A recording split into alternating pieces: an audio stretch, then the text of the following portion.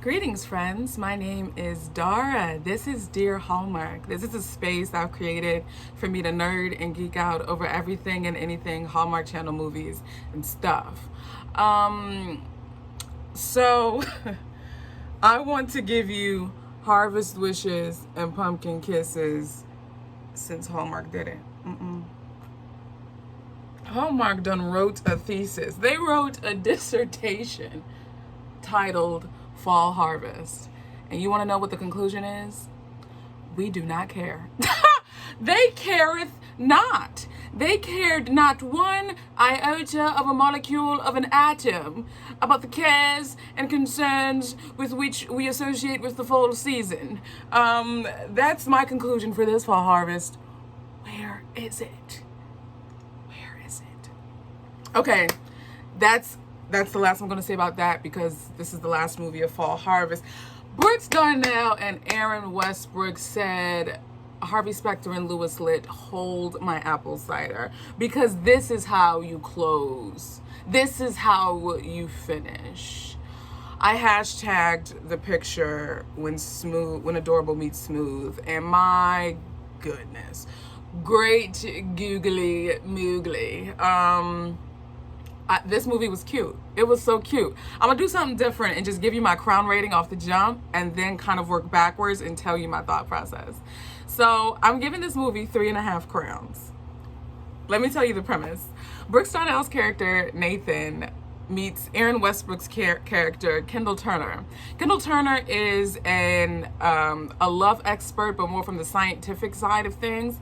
And she's written these books with how to quantify and scientifically, like, even like biologically and neurologic, whatever. You know what I'm trying to say? Mind-wise, try to like find love. And Nathan is a love columnist, and he's all about the feeling, the sparks, the chemistry, the explosions. And so his boss, his editor, tells him to do a profile on Miss Kendall Turner. And he had an idea, why don't I do it as Dr. Lovestruck, compare methods, so on and so forth. And so then Kendall on her side was like, for my next book, because she needs another book, why don't I try to use my methods on myself and write a book about me employing my own methods that I've wrote about in my books with someone as I'm introduced and meeting this gentleman who is Nathan. So they go throughout the course of the movie going on different dates and stuff. He's whining and dining her. She's all like, okay then, whatever. And then she finds out that he is the love columnist who she hates. And she's like, excuse me, why you just gonna sit there and not say anything? He's like, listen, I was trying to tell you, but what had happened was your friends blocked me and I just didn't, even though I still had the chance to.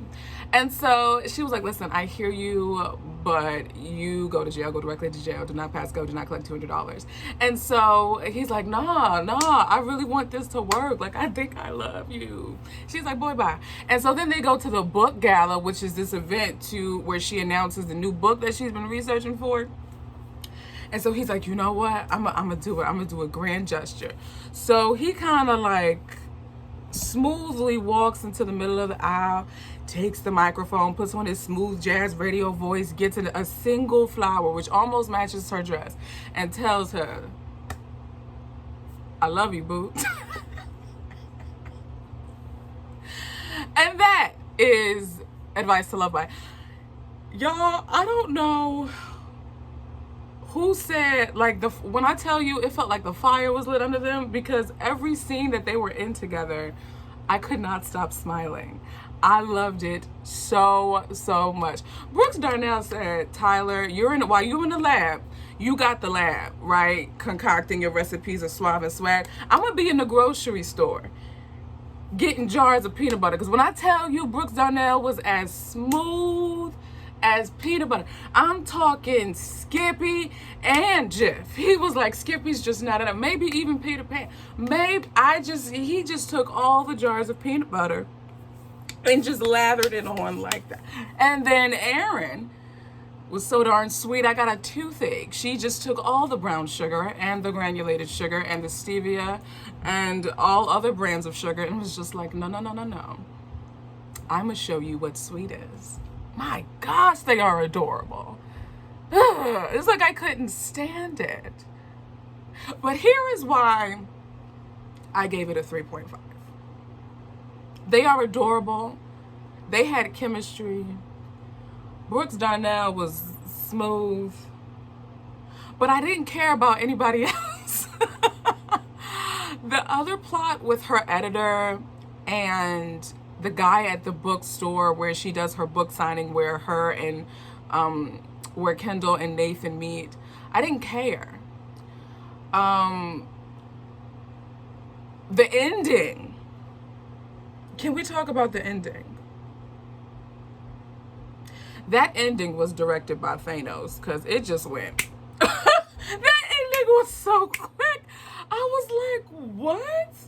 And then you're just gonna like dance, like that's it. So the climactic scene of the conflict between Kendall and Nathan has her at his house about to show him the proposal for her book, because she does confess to him that she is like using their experiences as they are getting closer together in her book to talk about how her methods are working in her own life. Meanwhile, he never tells her that he is the columnist that she hates. And so she peeps it on the laptop in his house and she's like, do you edit Dr. Lovestruck's column? He was like, yeah. So about that, see, what had happened was, and then he ends up telling her that he is Dr. Lovestruck.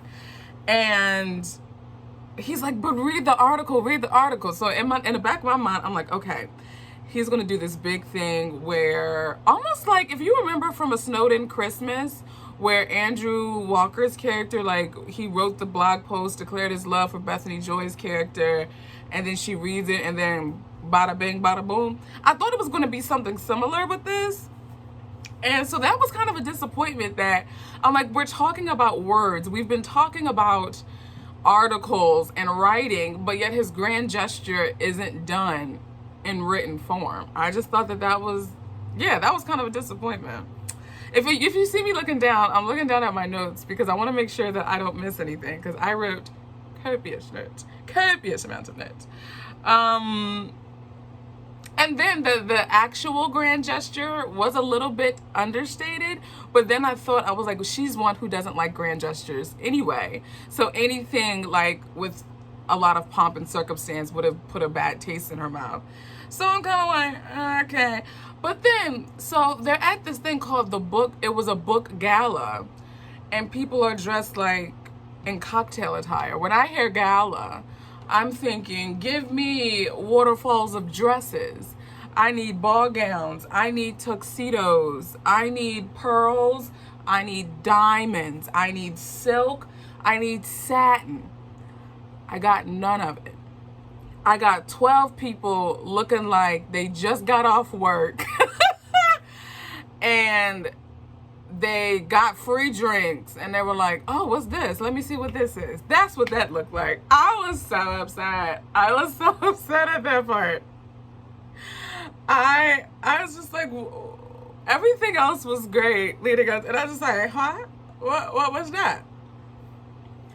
But let me tell you the one scene, like, I'm not even gonna do it. What I will say, the woman who played Kendall's sister, gorgeous. So the 3.5 crowns for this movie is, one crown is for the adorableness of Erin. I want her in everything. I need her paired opposite everybody. Sir Daniel of Lissing, Mr. McGarry, Mr. Grazzini, Mr. Penny. I need her opposite the roster at this point. I want to see her in everything. The next crown is for Mr. Brooks. The smoothness was unexpected, sir, and I'm woke now. Okay. The third crown is for the woman who played Kendall Turner's sister in this. She was such a joy. even within the little scenes that she had. It was just so, it was amazing. I appreciated it. Although I will say, I didn't believe the relationship she had with the dude Tyler. We should have. I didn't believe that. But the half crown. The half crown is because it's in Seattle.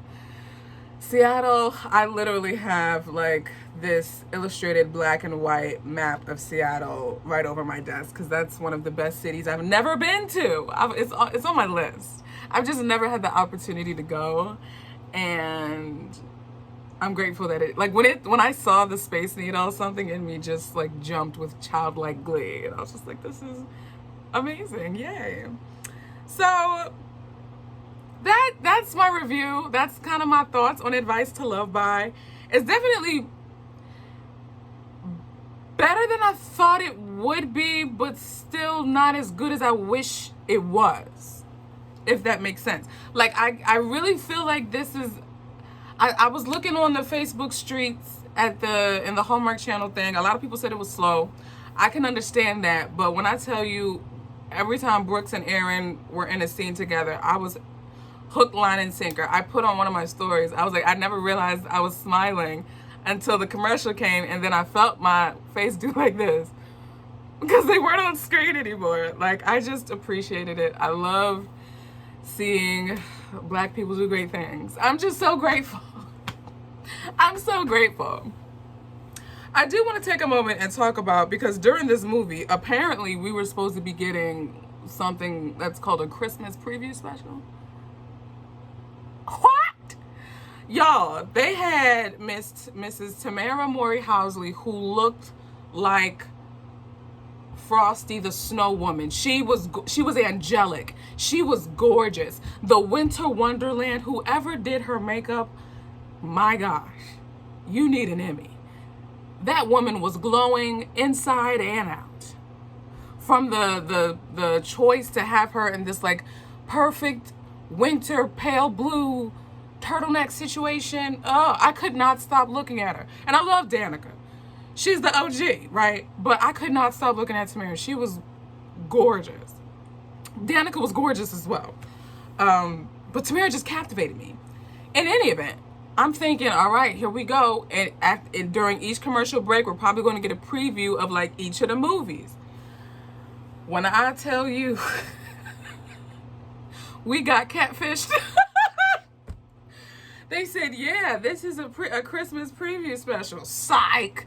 They showed us 22 seconds of Tamara's movie, which was cool because it was a preview that they didn't have up on the YouTube channel. And then we saw 22 seconds of Danica's movie, which I was like, all right, Mr. Ayers, all right, Mr. Benjamin, I need calm down, sir.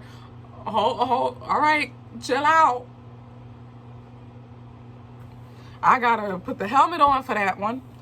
But that was not, I don't know what that was. I think that was just Tamara and Danica having a moment. I mean, that preview special though, it was for the birds. I'm like, what is it? Like literally, like it was bird food. Like they gave us nothing. Nothing to appease nothing. It was nothing. Oh gosh, this is already longer than I thought it was gonna be. So talk to me. Tell me, what did you think about Advice to Love By? Did you like it? Did you hate it? Did you wish they did something different? There was something I was confused by. I might have to go back and watch it again, but how they progressed from him interviewing her to him dating, I don't remember her, like, they don't bring up the interview again. I don't get to see the profile of her. Like, that storyline just kind of got dropped. And am I the only one? Am I missing something? I don't remember that. But yes, Advice to Love By was great. I appreciated it. And next week is Countdown to Christmas. So this is how Countdown to Christmas is going to work at Dear Hallmark. Half of the reviews, because there's 4 movies every weekend, half of the reviews are going to be up, like two reviews will be here for YouTube, and then 2 reviews will be on the podcast. So be sure to subscribe to the Dear Hallmark podcast. There is a link in the description, and so you can keep up with my thoughts on the movies that'll be coming out for this year's Countdown to Christmas lineup. And also, this coming week, you want to make sure you're subscribed because I will be doing an episode every day this week in anticipation for Countdown to Christmas. And we will be having our first guest of the podcast. I'm darn excited. I hope you are. That's gonna be a very special episode. It's gonna be a video, what do you call it? A video part. Like, it's gonna be not only audio but also video. So I will upload it here on YouTube for that, since that person will be our first guest, which is pretty special. And also follow Dear Hallmark on Instagram so that you can keep up with what I'm watching, because I don't always post reviews for every movie that I watch. Sometimes I just post quick Instagram story reactions. So please be sure to follow Dear Hallmark on Instagram, subscribe to the podcast, rate and review the podcast if you haven't done so already. And I can't wait to kick off the Countdown to Christmas lineup. And you guys, I just realized, I think like next Sunday, the next Sunday's video is going to be 1 year that Dear Hallmark has been on YouTube. Whoa, this is awesome. So glad to have you guys here on the journey. Can't wait to see what the next year will hold. And with that being said, I will talk to you guys in the next video.